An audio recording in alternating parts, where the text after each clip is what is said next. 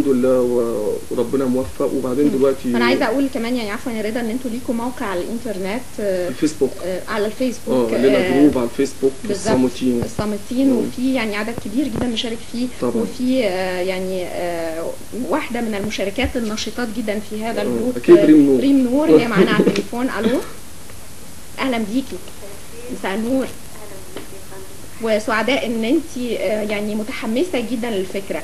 ريم، ايه اللي خلاكي تتحمسي قوي لفكره فرقه الصامتين؟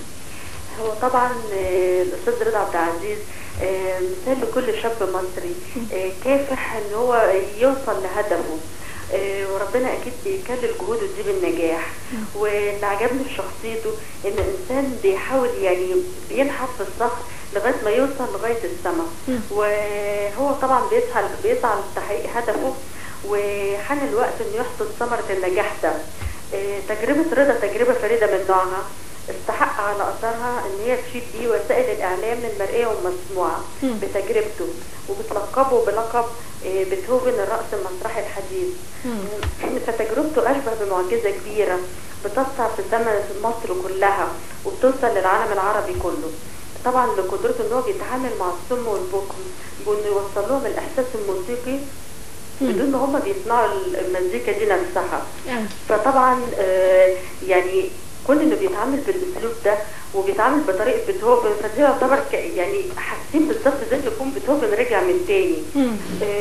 فدوت يعتبر قدوه لكل شاب مصري طبعا بيحاول ان هو يوصل لتحقيق اهدافه، وبرغم صعوبه الفكره الا انه انجز وقدم عروض وابتدت تخرج للعالم كمان، فده اعتقد انه انجاز رائع يعني. اكيد طبعا. بنشكرك جدا يا ريم على هذه المشاركه، وبنرجع مره ثانيه نكمل كلامنا.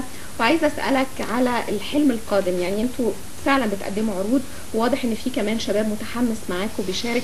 هل اولا من خلال الجروب على الفيسبوك اي حد عايز يشارك بفكره بمساعده ما ممكن يشارك معاكم؟ طبعا. هو ريم نور على فكره دي ادمن الجروب الصامتين على الفيسبوك، وهي طبعا نشيطه جدا معانا بصراحه. وكمان في معانا الاستاذه هبه عبد الفتاح، دي منسقه العلاقات العامه للفرقه، كلهم متطوعين معانا وحابين الموضوع وحابين يساعدوا. ومن خلال الجروب برضو يعني معانا ناس كتير اعلاميين